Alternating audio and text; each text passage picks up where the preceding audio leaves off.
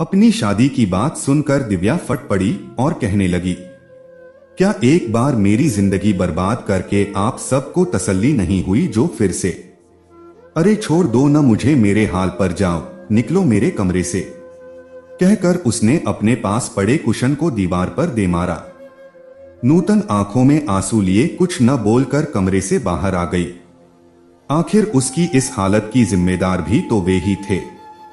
बिना जांच पड़ताल किए सिर्फ लड़के वालों की हैसियत देखकर उन्होंने अपनी इकलौती बेटी को उस हैवान के संग बांध दिया। यह भी न सोचा कि आखिर क्यों इतने पैसे वाले लोग एक साधारण परिवार की लड़की से अपने बेटे की शादी करना चाहते हैं। जरा सोचते कि कहीं दिव्या के दिल में कोई और तो नहीं बसा है।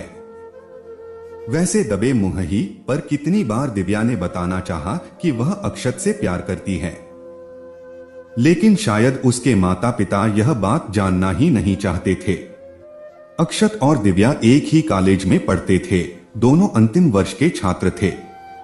जब भी अक्षत दिव्या के संग दिख जाता, नूतन उसे ऐसे घूरकर देखती कि बेचारा सहम उठता। कभी उसकी हिम्मत ही नहीं हुई यह बताने की कि वह दिव्या से प्यार करता है, पर मन ही मन दिव्या की ही माला जपता रहता था और दिव्या भी उसी के सपने देखती रहती थी। नीलेश अच्छा लड़का तो है ही, उसकी हैसियत भी हमसे ऊपर है। अरे तुम्हें तो खुश होना चाहिए जो उन्होंने अपने बेटे के लिए तुम्हारा हाथ मांगा, वरना क्या उनके बेटे के लिए लड़कियों की कमी है इस दुनिया में? दिव्या के पिता मनोहर ने उसे समझाते हुए कहा था, पर एक बार भी यह जानने की कोशिश नहीं की कि दिव्या मन से इस शादी के लिए तैयार है भी या नहीं। माँ बाप की मर्जी और समाज में उनकी नाक ऊंची रहे, यह सोचकर भारी मन से ही सही पर दिव्या ने इस रिश्ते के लिए हाँ भर दी। वह कभी नहीं चाहेगी कि उसके कारण उसके माता पिता दुखी हों। कहने को तो लड़के वाले बहुत पैसे वाले थे, लेकिन फिर भी उन्होंने मुंह मांगा दहेज पाया। अब हमारी एक ही तो बेटी है, हमारे बाद जो भी है सब उसका ही है, तो फिर क्या हर्ज है? अभी दें या बाद में, यह सोचकर मनोहर और नूतन उनकी हर डिमांड पूरी करते रहे, पर उनमें तो संतोष नाम की चीज ही नहीं थी। अपने नाते रिश्तेदार को वे यह कहते अघाते नहीं थे कि उनकी बेटी इतने बड़े घर में ब्याह रही है। लोग भी सुनकर कहते कि मनोहर ने तो इतने बड़े घर में अपनी बेटी का ब्याह कर गंगा नहा ली। दिल पर पत्थर रख दिव्या भी अपने प्यार को भुलाकर ससुराल चल पड़ी। विदाई के वक्त उसने देखा एक कोने में खड़ा अक्षत अपने आंसू पोंछ रहा था। ससुराल पहुंचने पर नववधू का बहुत स्वागत हुआ।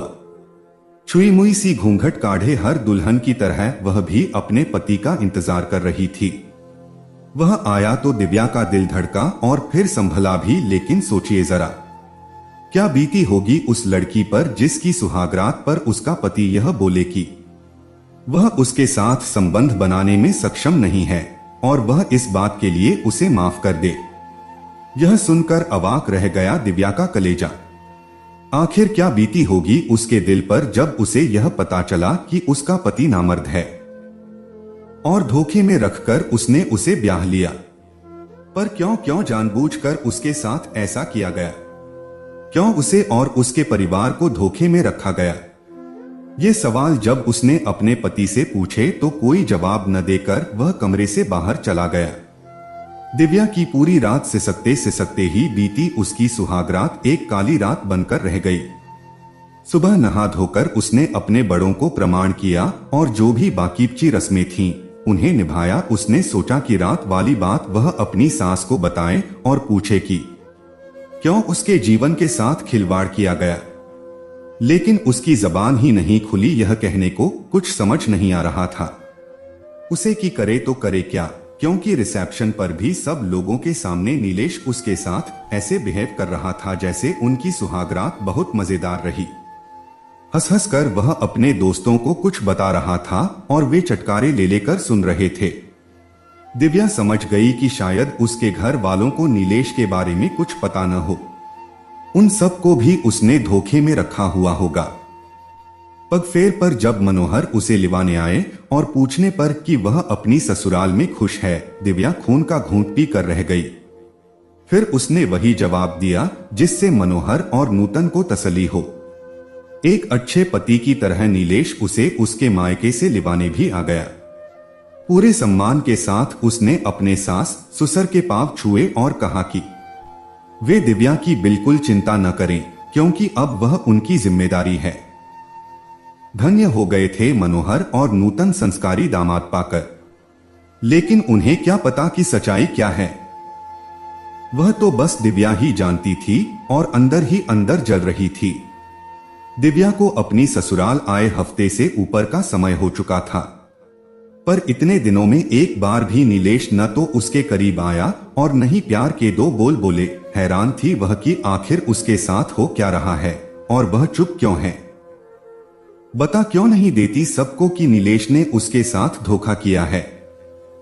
लेकिन किस से कहे और क्या कहे, सोचकर वह चुप हो जाती। एक रात नींद में ही दिव्या को लगा कि कोई उसके पीछे सोया है। उसे लगा शायद नीलेश है, लेकिन जिस तरह से वह इंसान उसके शरीर पर अपना हाथ फिरा रहा था उसे शंका हुई। जब उसने लाइट जलाकर देखा तो स्तब्ध रह गई, क्योंकि वहां नीलेश नहीं बल्कि उसका पिता था, जो आधे कपड़ों में उसके बेड पर पड़ा उसे गंदी नजरों से घूर रहा था। आप यहां मेरे कमरे में क्या कर रहे हैं पिताजी? कहकर वह अपने कपड़े ठीक करने लगी, लेकिन जरा उसका ढीठपन तो देखो। उसने तो दिव्या को खींचकर अपनी बाहों में भर लिया और उसके साथ जबरदस्ती करने की कोशिश करने लगा। दिव्या को अपनी ही आंखों पर विश्वास नहीं हो रहा था कि उसका ससुर ही उसके साथ। मैं आपकी बहू हूं, फिर कैसे आप मेरे साथ? वह डर के मारे हकलाते हुए बोली। लेकिन वो ठहाके मारकर हंसते हुए वह बोला, क्या तुम्हें पता नहीं है कि तुम्हें मुझसे ही वारिस पैदा करना है, और इसीलिए ही तो हम तुम्हें इस घर में बहू बनाकर लाए हैं। सुनकर दिव्या को लगा जैसे किसी ने उसके कानों में पिघला शीशा डाल दिया हो। वह कहने लगी, यह कैसी पागलों सी बातें कर रहे हैं आप, क्या शर्मोहिया बेच खाई है? पर वह कहां कुछ सुनने समझने वाला था। फिर उसने दिव्या के ऊपर झपट्टा मारा, लेकिन उसने अपने आप को उस दरिंदे से बचाने के लिए जैसे ही दरवाजा खोला, सामने ही नीलेश और उसकी मां खड़े मिले। घबराकर वह अपनी सास से लिपट गई और रोते हुए कहने लगी कि कैसे उसके ससुर उसके साथ जबरदस्ती करना चाह रहे हैं। उसे बचा ले, बहुत हो चुका यह चूहे बिल्ली का खेल। कान खोलकर सुन लो तुम कि ये सब जो हो रहा है न वह सब हमारी मर्जी से ही हो रहा है, और हम तुम्हें इसी वास्ते इस घर में बहू बनाकर लाए हैं। ज्यादा फड़फड़ाओ मत और जो हो रहा है होने दो। अपनी सास के मुंह से भी ऐसी बात सुनकर दिव्या का दिमाग घूम गया। उसे लगा वह बेहोश होकर गिर पड़ेगी। फिर अपने आप को संभालते हुए उसने कहा, तो क्या आपको भी पता है कि आपका बेटा नामर्द है? हाँ, और इसीलिए तो तुम जैसी साधारण लड़की को हमने इस घर में स्थान दिया, वरना लड़कियों की कमी थी क्या हमारे बेटे के लिए? पर मैं ही क्यों? यह बात हमें बताई क्यों नहीं गई? ये सारी बातें शादी के पहले क्यों धोखे में रखा आप सब ने हमें? बताइए बताइए न, चीखते हुए दिव्या कहने लगी। आप लोगों को क्या लगता है मैं यह सब चुपचाप सहती रहूंगी? नहीं, बताऊंगी सबको तुम सबकी असलियत। क्या कहा? असलियत बताएगी? किसे? अपने बाप को, जो दिल का मरीज है। सोच, अगर तेरे बाप को कुछ हो गया तो फिर तेरी मां का क्या होगा? कहां जाएगी वह तुझे लेकर? दुनिया को तो हम बताएंगे कि कैसे आते ही तुमने घर के मर्दों पर डोरे डलने शुरू कर दिए, और जब चोरी पकड़ी गई तो उल्टे हम पर ही दोष मढ़ रही है। दिव्या के बाल खींचते हुए नीलेश कहने लगा, तुमने क्या सोचा कि तू मुझे पसंद आ गई थी, इसलिए हमने तुम्हारे घर रिश्ता भिजवाया था? देख, करना तो तुम्हें वही पड़ेगा जो हम चाहेंगे, वरना। बात अधूरी छोड़कर उसने उसे उसके कमरे से बाहर निकाल दिया। पूरी रात दिव्या ने बालकनी में रोते हुए बिताई। सुबह फिर उसकी सास कहने लगी, देखो बहू, जो हो रहा है होने दो। क्या फर्क पड़ता है कि तुम किस से रिश्ता बना रही हो और किस से नहीं? आखिर हम तो तुम्हें वारिस जनने के लिए इस घर में बहू बनाकर लाए हैं न। इस घर और घर के लोगों से घृणा होने लगी थी दिव्या को, और अब एक ही सहारा था उसके पास। उसके ननद और नंदोई अब वे ही थे जो उसे इस नर्क से आजाद करा सकते थे। लेकिन जब उनके मुंह से भी उसने वही बातें सुनी तो उसके होश उड़ गए। वह समझ गई कि उसकी शादी एक साजिश के तहत हुई है। 3 महीने हो चुके थे उसकी शादी को। इन 3 महीनों में एक दिन भी ऐसा नहीं गया जब दिव्या ने आंसू न बहाए हों। उसका ससुर जिस तरह से उसे गिद्ध दृष्टि से देखता था वह सिहर उठती थी। किसी तरह अब तक वह अपने आप को उस दरिंदे से बचाए थी। इस बीच जब भी मनोहर अपनी बेटी को लिवाने आते तो वे लोग यह कहकर उसे जाने से रोक देते कि अब उसके बिना यह घर नहीं चल सकता। उनके कहने का मतलब था कि वे लोग दिव्या को बहुत प्यार करते हैं, इसीलिए उसे कहीं जाने नहीं देना चाहते हैं। मन ही मन खुशी से झूम उठते मनोहर यह सोचकर कि उनकी बेटी का उस घर में कितना सम्मान हो रहा है। लेकिन असलियत से वे वाकिफ नहीं थे कि उनकी बेटी के साथ इस घर में क्या क्या हो रहा है। दिव्या भी अपने पिता के स्वास्थ्य के साथ कोई समझौता नहीं करना चाहती थी, इसलिए चुप थी। लेकिन उस रात तो हद हो गई जब उसे उसके ससुर के साथ एक कमरे में बंद कर दिया गया। वह चिल्लाती रही पर किसी ने दरवाजा नहीं खोला। क्या करती बेचारी? उठाकर फूलदान उस दरिंदे के सिर पर दे मारा, और जब उसके चिल्लाने की आवाजों से वे सब कमरे में आए तो वह सबकी नजरें बचाकर घर से भाग निकली। अपनी बेटी को अचानक अकेले और बदहवास अवस्था में देख मनोहर और नूतन हैरान रह गए। फिर जब उन्हें पूरी बात का पता चली तो जैसे उनके पैरों तले की जमीन ही खिसक गई। आनन फानन में वे अपनी बेटी की ससुराल पहुंच गए, और जब उन्होंने उनसे अपनी बेटी के जुल्मों का हिसाब मांगा और कहा कि क्यों उन्होंने उन्हें धोखे में रखा, तो वे उल्टे कहने लगे कि ऐसी कोई बात नहीं, उन्होंने ही अपनी पागल बेटी को उनके बेटे के पल्ले बांध दिया, धोखा तो उनके साथ हुआ है। अच्छा तो फिर ठीक है, आप अपने बेटे की जांच करवाएं कि वह नपुंसक है या नहीं, और मैं भी अपनी बेटी की दिमागी जांच करवाता हूं। फिर तो दूध का दूध और पानी का पानी हो जाएगा ना। तुम लोग क्या समझे कि हम चुप बैठ जाएंगे? नहीं, इस भ्रम में मत रहना। तुम सब ने अब तक मेरी शालीनता देखी है, पर अब मैं तुम्हें दिखाऊंगा कि मैं क्या कर सकता हूं। चाहे दुनिया की सबसे बड़ी से बड़ी अदालत तक ही क्यों न जाना पड़े हमें, पर छोड़ूंगा नहीं।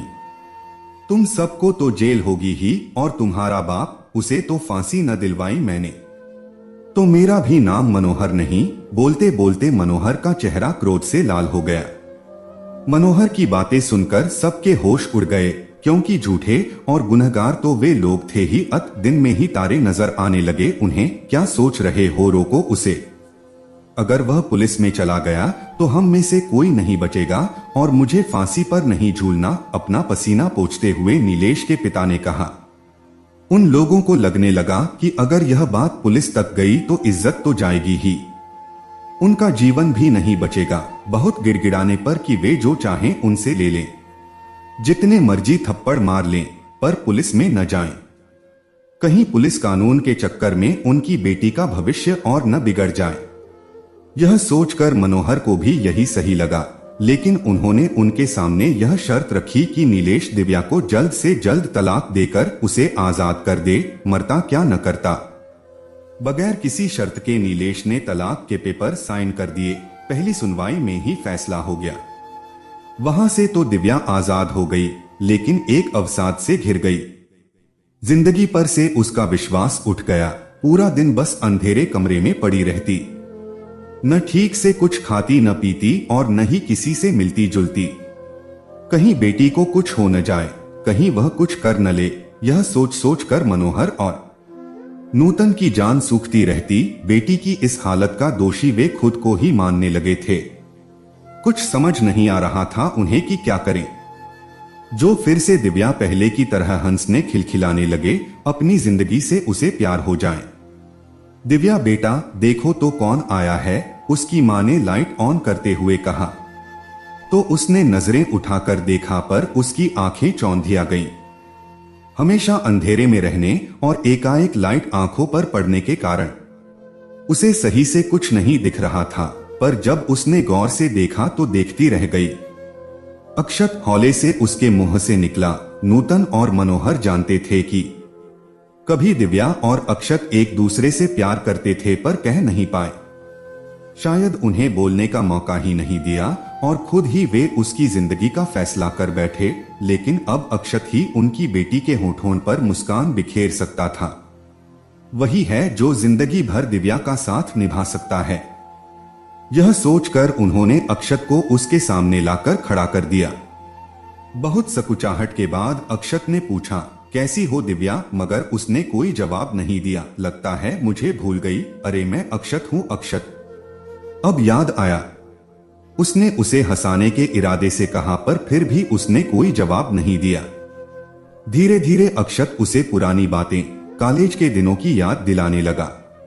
कहने लगा कि कैसे वे दोनों सबकी नजरें बचाकर रोज मिलते थे, कैसे कैंटीन में बैठकर कॉफी पीते थे। अक्षत उसे उसके दुख भरे अतीत से बाहर लाने की कोशिश कर रहा था, पर दिव्या थी कि बस शून्य में ही देखे जा रही थी। दिव्या की ऐसी हालत देखकर अक्षत की आंखों में भी आंसू आ गए। कहने लगा, आखिर तुम्हारी क्या गलती है दिव्या, जो तुमने अपने आप को इस काल कोठरी में बंद कर रखा है? ऐसा करके क्यों तुम खुद को सजा दे रही हो? क्या अंधेरे में बैठने से तुम्हारी समस्या हल हो जाएगी, या जिसने तुम्हारे साथ गलत किया उसे सजा मिल जाएगी? बोलो तो मैं क्या करूं अक्षत, क्या करूं मैं? मैंने तो वही किया न जो मेरे मम्मी पापा ने चाहा, फिर क्या मिला मुझे?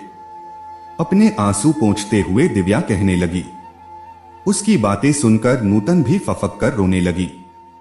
दिव्या का हाथ अपनी दोनों हथेलियों में दबाकर अक्षत कहने लगा, ठीक है, कभी कभी हमसे गलतियां हो जाती हैं, लेकिन इसका यह मतलब तो नहीं है कि हम उन्हीं गलतियों को लेकर अपने जीवन को नर्क बनाते रहें। जिंदगी हमसे यही चाहती है कि हम अपने उजाले खुद तय करें और उन पर यकीन रखें।